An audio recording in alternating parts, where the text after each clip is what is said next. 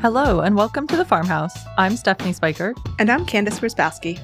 Recently, I got the chance to talk to Heidi Reed, who is an extension educator with Penn State. Heidi focuses specifically on agronomy, and her pretty long list of expertise includes cover crops, grain crop production, and conservation farming. Heidi also recently took over Lancaster Farming's long-standing weekly column called Now is the Time that runs in our print paper every week, where she talks about different things going on in the farm fields that time of year. And you can also find those columns on our website at lancasterfarming.com. So without further ado, let's get Heidi into the farmhouse.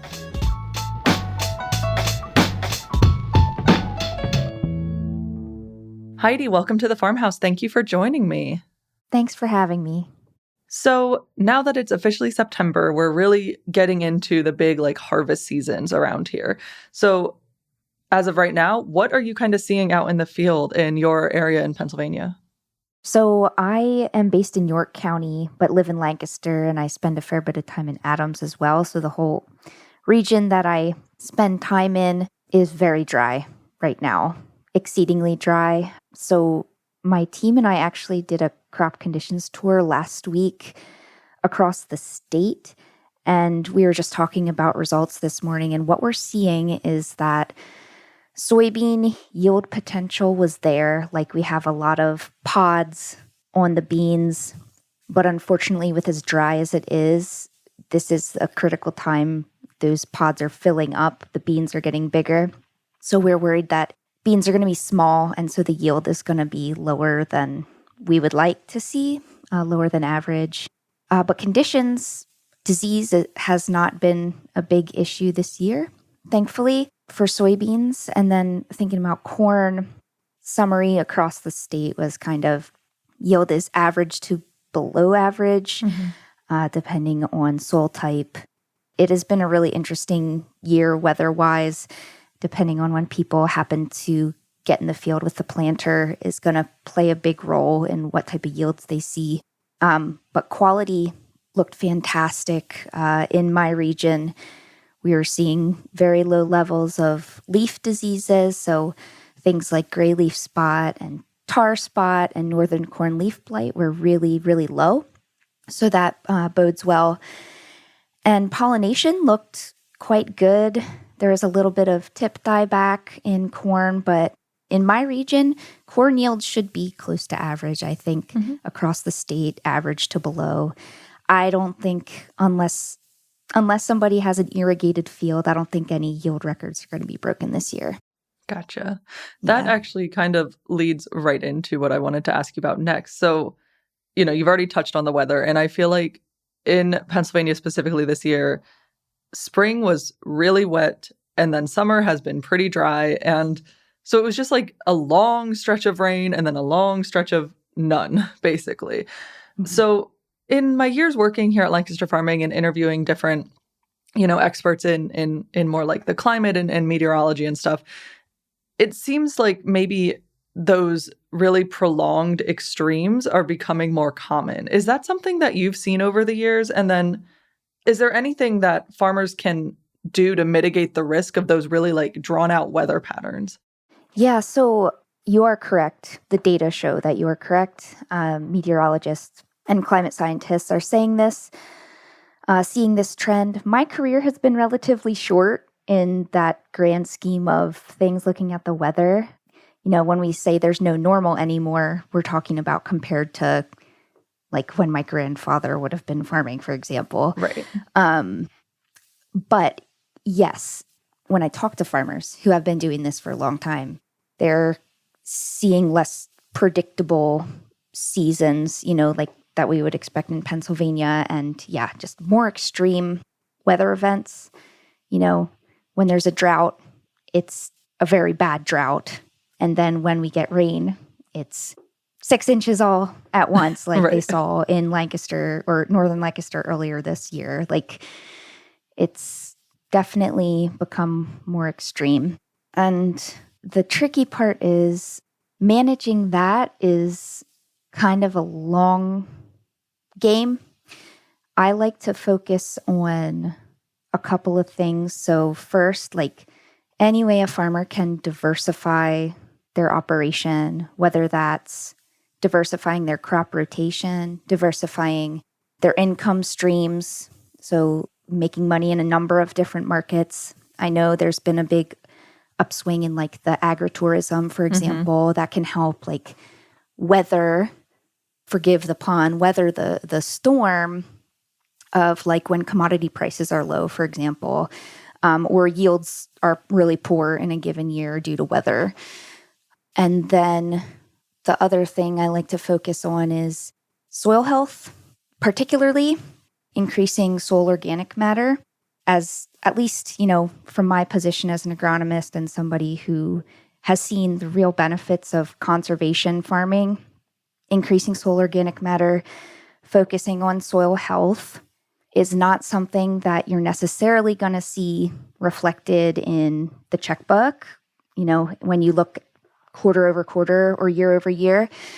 But every time we increase the percent soil organic matter, our soil is able to hold on to more of that water when we do get it and store that water so it's available to the crop when we have a drought and stay intact instead of washing away when we get extreme, like pounding rainfall.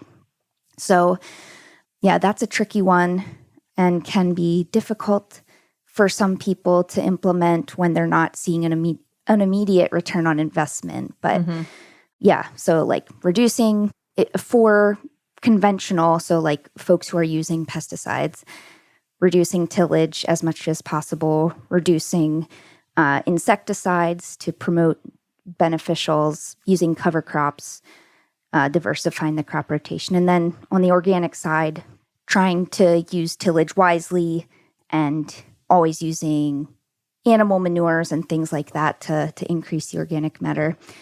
There's not one perfect way to farm, but there's ways that we can do better and become more resilient to these crazy extremes that we're seeing. Yeah.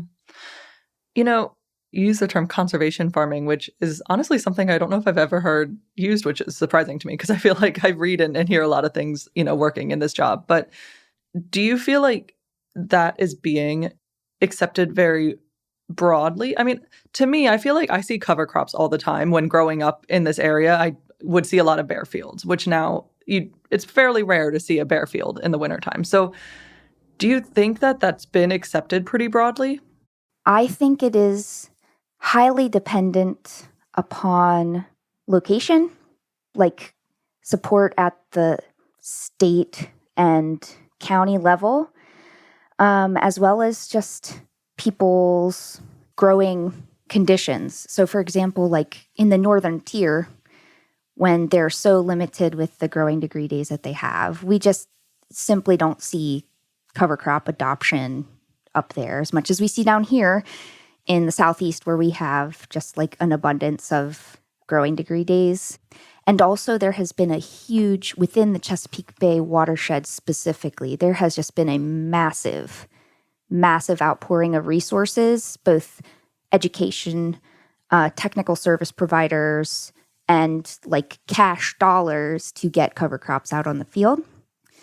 I think everyone knows that cover crops are good and believes that they're good. And if there was no cost involved with implementing them, and then there was no barriers to actually getting them planted, I think everyone would grow cover crops. But there's a lot of barriers to adoption, like I said, your growing season, how much time, your crop rotation. If you're harvesting corn in November, can you get a cover crop established after that type of thing? And certainly those seeds aren't free. And even though we do have financial support, both at the county and state and actual federal level, depending on programs folks participate in, that's still like many people don't necessarily want to take government money. There's like complications there as well. So yes, I think it's accepted that this would be the ideal way to farm, but is it doable for everyone? And is it always going to work out no. And like another example of that is fall 2024 was so dry. So you mentioned our wet spring and then dry summer. So we were extremely dry from October to April. Mm-hmm. Like there was no moisture in the soil. And then so folks who tried to establish cover crops last fall failed on many hundreds and thousands of acres just because it was too dry for the cover crop to dry. So they could have been doing everything right and still seen a failure. And so it's just really complicated, especially if like last year were somebody's first try, they're going to be discouraged and, say, oh, well, I did everything right and it didn't work, I guess we'll move on. So yeah, it's complicated. Yeah, absolutely. So this sort of ties in a little bit to what we've already been talking about, but I saw one of your recent articles from Penn State Extension was about seeding cover crops into soybeans using drones. And drones have just kind of been all over ag in the past few years. But to me, I'm like, wow, that seems really complicated, like using a drone to like do anything. So do you see a lot of farmers adopting drones into their work? And then what are the benefits and also the barriers of actually using drones on the farm? Sure. So there definitely has been an explosion in the past 3 years or so. The technology is just improving so quickly and becoming affordable really quickly. And the usability by like a layperson is getting better. So the drone does the flying, basically. You don't have to necessarily pilot it besides entering the course that it's supposed to fly. But that's not to knock like any drone pilots or anything. So it's hard to say from my perspective how many people are adopting this practice. I know there is a huge number of those service providers now at the commercial scale. You say you can pay to have somebody, a commercial pesticide applicator, apply pesticides with a drone, whether that's fungicides over flowering wheat or fungicides over corn to spray for tar spot at tassel, or herbicides less so, but that's still an option, or spreading cover crop, what have you. I mean, you don't have to look too far. In our area, there's probably a dozen or more of those folks. And I do think those machines that they have are tied up a lot of the time. So obviously people are using that service. I know a handful of farmers who have their own drones and do their own operations with them. I think that's much, much less common, simply due to cost and licensing and all the FAA and PDA stuff you have to worry about with having a drone. I don't know how many people are going to adopt it for the long term. I see it as something that'll be used. It's a tool in the toolbox, right? There's time and a place where it can really effectively be used and other times where it just doesn't make sense. And so benefits of using a drone would be, compared to a ground rig, a ground application, whether that's spreading granular fertilizer or spreading cover crops or spraying a pesticide or fertilizer, you're not running down crop in the field and potentially losing yield from wheel tracks. That's the main benefit. You can get into different growth stages of crops that you wouldn't necessarily want to be driving through, like tasseling corn. If you don't have a perfectly square field where the wheel tracks would line up and you wouldn't run any corn down, like a drone is a great option. And let's be honest, in Pennsylvania, who has any square fields? Like, right. And that is, I think it's had such a boom in our area because of our topography and cropping systems. We generally have smaller fields and irregularly shaped fields. So a drone is a good fit. There are drawbacks to using drones, and it's important to understand those just up front before signing on completely for drones to do everything for us. So let's touch on the cover crop piece that you mentioned. So our work is showing that the winter cereals like cereal rye and winter wheat are the best options for broadcast seeding in general, or drone seeding as well, into standing cash crops. But those seeds are heavy, and the seeding rate of those cover crops is higher. And the payload of drones compared to the payload of a ground-based rig is significantly smaller. So if you can only take up 100 pounds of seed into the air and fly it with a drone compared to multiple tons of seed you could put in a ground rig, you end up being able to seed 2 acres at a time, and then you have to reload the hopper and go back and fly on 2 acres. And there's a lot of downtime involved, and that is improving as the drones get better and payload gets better and batteries get more powerful. But it's still an issue, and I think in some cases it comes down to the price. What are these custom applicators charging per acre? And then combine that with what's your seed cost and figure out if that's a good option for you. When it comes to spraying pesticides with drones, we have some work coming out of Penn State that I'm a little shaky on, a little less well-versed on because I'm not directly involved, but there can be issues with, the overlap. So when you're spraying on the ground with a boom, we have many, many years of experience basically getting that overlap to be perfect so that you're not over or under applying, and so that we're minimizing skips in the field so that we have great coverage. But with the drone, that is still being dialed in, I guess is the way to say it. And so there can be instances where we have gaps in the field that have not been sprayed, that were meant to be sprayed, where, for example, head scab and wheat can really proliferate, and that can result in lost quality and yield. Or if you're spraying for weeds, a weed outbreak, for example. And there's additional issues with if you have a very irregular shaped field with hills and curves.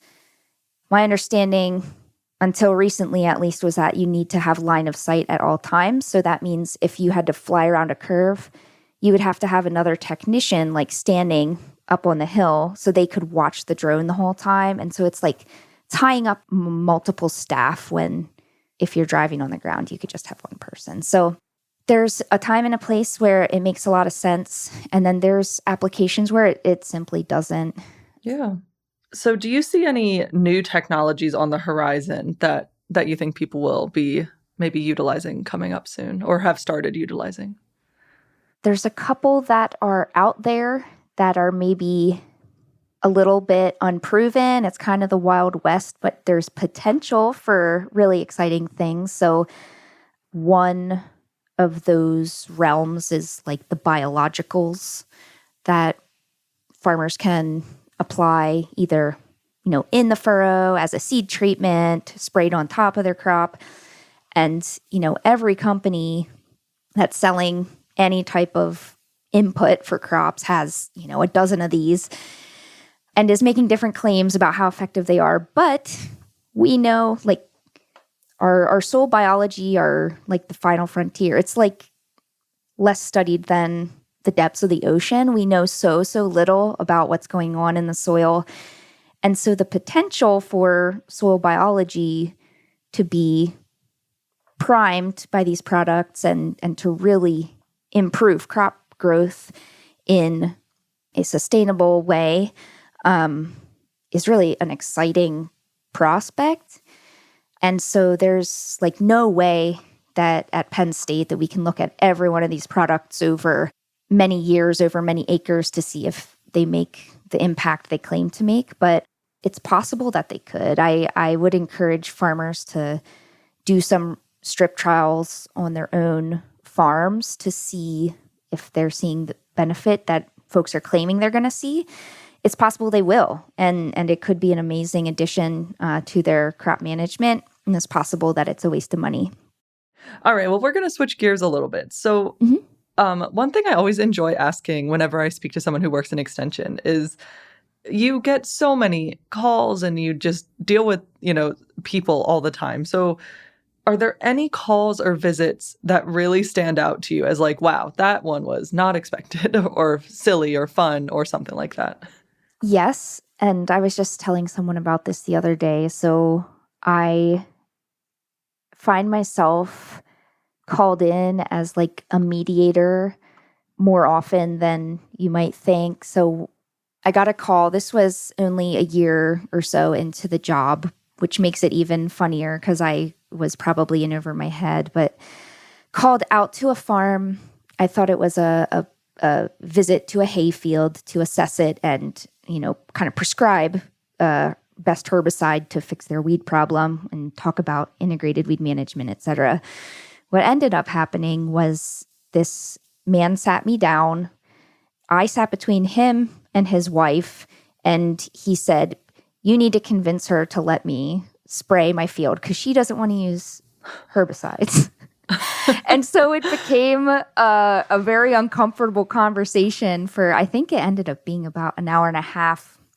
We talked about, risk assessment process and the benefits of herbicides as well as the risks involved with using them and how we can manage weeds by cultural practices and use herbicides sparingly and all of this, which was a great conversation, but just incredibly uncomfortable for someone to call me out and be like, convince my wife that we need to spray. And she was not interested in listening. And we had a good conversation, but that was just, kind of outstanding in my memory. Yeah. Oh, geez. Yeah. Yeah. Who would have thought going into extension would, turn into like couples therapy almost? I feel like extension educators, if you're out there listening, considering extension, maybe take a couple psychology classes to prepare you. A lot of it is listening to people who just want to be heard. And of course, we follow through and help in the end. But a lot of times people just want a sympathetic ear.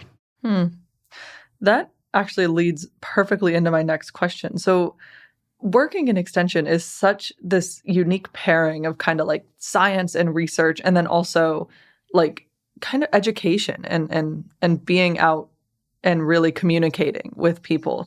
And both of those oftentimes kind of require different skill sets that not everyone possesses both of, like I definitely don't have the science side in me. Like I can communicate and write and talk to people, but like science is outside of my wheelhouse. So what kind of led you to wanting to work in extension, and was it kind of just like a diving in type of thing to do all these different things that are required?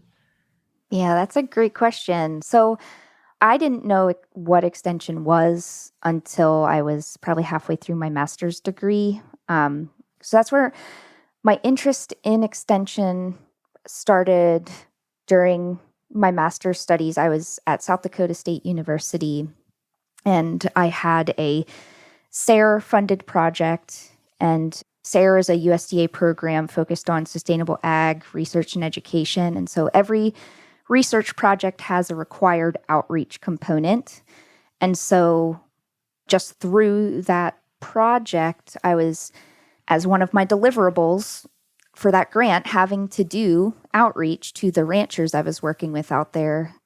And I absolutely loved it and enjoyed the very applied nature of the project, meaning like this isn't in a laboratory that the outcome wouldn't directly affect the general public. This was like on people's ranches.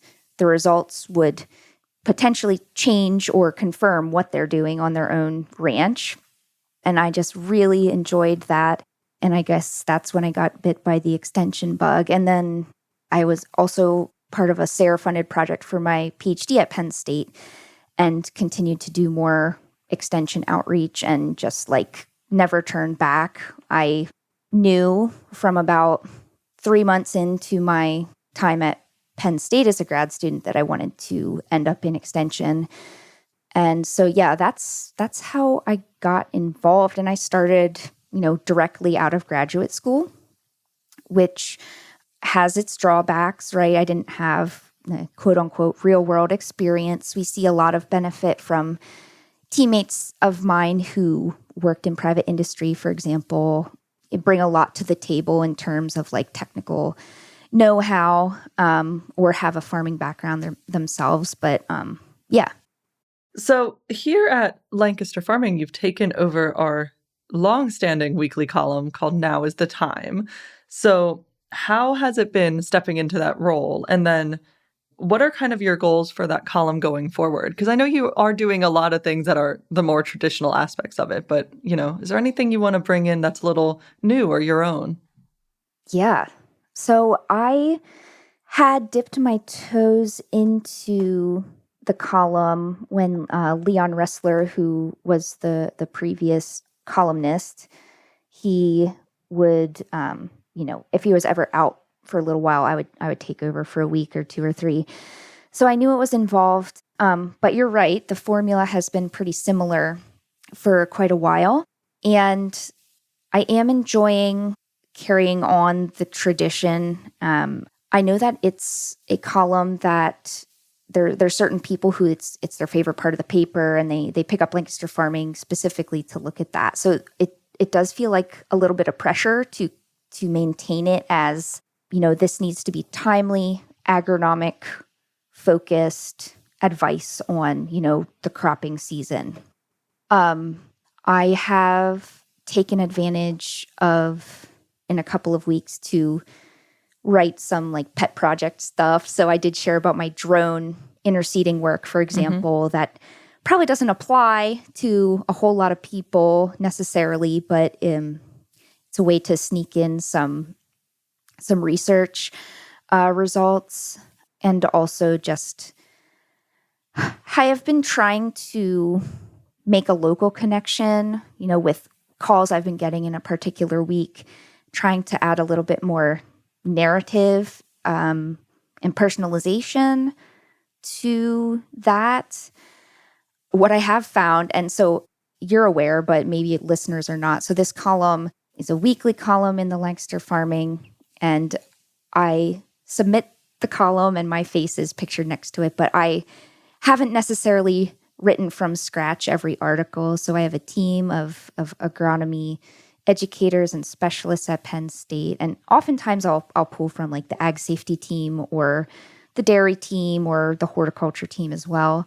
And I'll just summarize an article that they have written in different words, or try to simplify or take the most important parts out of the article to share. But if I had to write, from scratch every single week, I think that would be incredibly difficult. And I don't know how the full-time staff at Lancaster Farming do, I don't know how you guys do it. Like, particularly Phil Gruber, I see his name under 1 out of every 2 or 3 articles that are written. So that's just the level of productivity I can't relate to. Oh, that's okay. You know what? It's become kind of a running joke here. Just not so much the news articles, but like our staff columns, the opinion pieces, we have a rotation of people who write them. And I happen to be writing the one this week. And it's kind of a running joke that people are like, I can never come up with something to write about. And it's just like, so don't worry. The pros too are sometimes like, what do I write? I don't know what to write. Oh, that's good. But I guess I don't feel so alone. But for the future of Now is the Time, I do hope to sprinkle in a little bit of this, what we talked about, the resiliency, the soil health, the cover cropping stuff. I just don't want to change too much too fast, because I know that it's like feeding a dog a pill. You got to wrap it in peanut butter. So yes. I can do it, sneak it in every now and again, just so people can get their dose of soil conservation stuff. But I would also like to use it as a way to highlight what we do at Extension. I think we're, we like to say we're Pennsylvania's best kept secret. We're free service that taxpayers have already paid for, and not everyone knows we exist and utilizes us. And we are here to serve the community.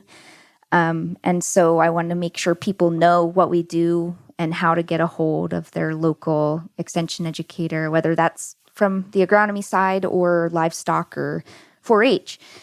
And so I hope to spend a little bit more, maybe quarterly or every 6 months, try to highlight extension a little more explicitly. Mm-hmm.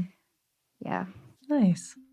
So we're going to wrap it up with one final question, which is, what does being a woman in ag mean to you? Oh, man. Well, being a woman in agriculture, I think, is being in good company. I know during my undergraduate, I was one of 2 or 3 out of 45 agronomy majors.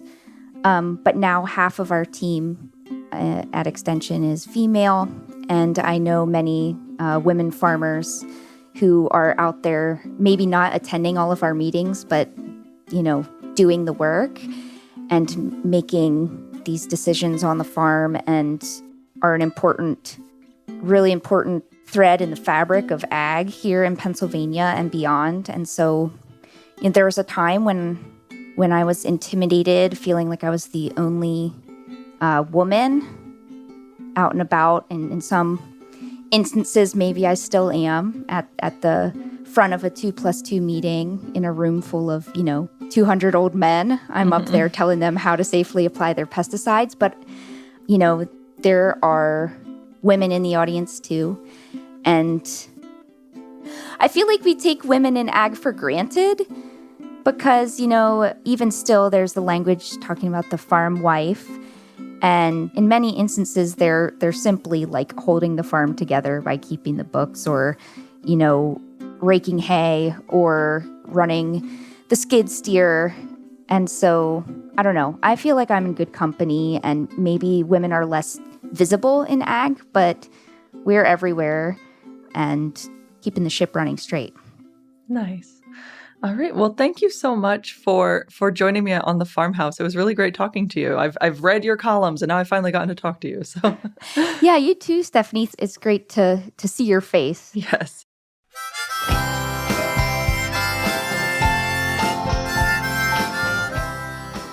That was great hearing from Heidi. I'm not surprised that she was so knowledgeable about everything you guys brought up and then talked through. When you read her columns, it's very clear that she knows absolutely what she's talking about. I really enjoyed hearing her talk about, some of the tech side of farming, especially the drones and how they're becoming more and more accessible. Mm-hmm. And I feel like this is something that, I should have realized earlier, but technology and how it progresses really is the same across all industries where, at first these developments happen and you think like, oh my gosh, I can't believe we're here, but also still sort of inaccessible. I'm thinking about when smartphones became a thing. Mm-hmm. And it was like, oh wow, that's a lot, all in the palm of your hand. But there's no way I'm going to have that. Definitely not anytime soon. And then, 4 years later, wow, I have it and now I can't live without it. And so it's just interesting to see something like drones, which in the not so distant past seemed like something out of the Jetsons. Yeah. They're becoming this thing that's becoming more and more widely used. I agree. And I feel like, both Candace and I were up at Ag Progress Days this year up at Penn State. And I feel like when people, especially people outside of ag, think of drones, you kind of think of the small ones used for video or whatever. And it is kind of crazy to see parked drones on the ground, like the ag ones that are for spraying and for seeding. They're massive. They're huge. And it's like, oh, I'm in my head picturing this tiny little drone. And I'm like, that guy can't spray a whole field. And it's like, oh no, they're big boys. Yeah, small helicopters, really. It's impressive. Yeah. You start wondering, could that pick me up? Right. Carry me around, take me over here. So yeah, I always enjoy hearing about that. I love hearing about advances in agricultural technology. There's some really cool stuff out there. I also really love hearing tales from Extension. Yes. I enjoyed Heidi's story about having to play mediator.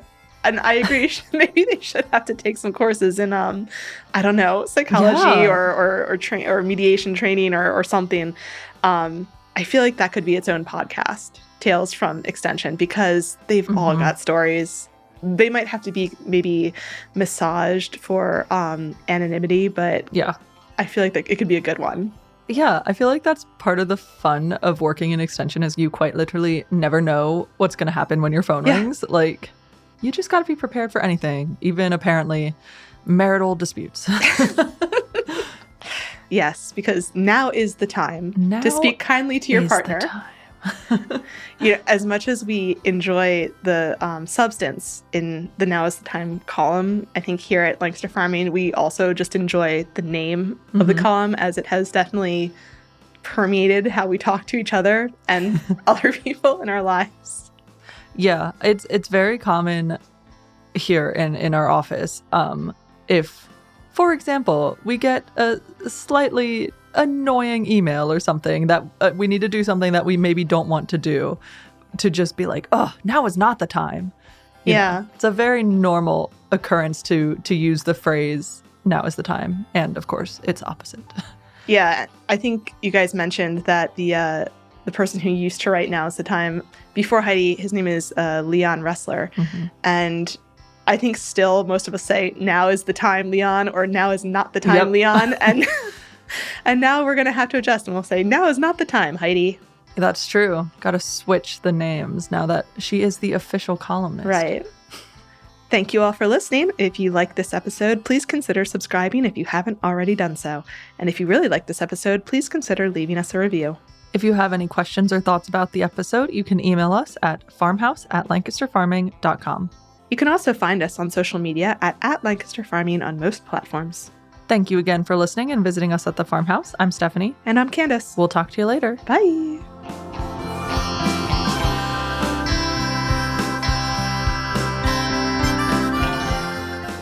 This episode of The Farmhouse is copyright 2025 by Lancaster Farming Newspaper, part of the Steinman Communications family. It was written by Stephanie Spiker and Candace Wierzbowski. It was produced by Eric Herlock.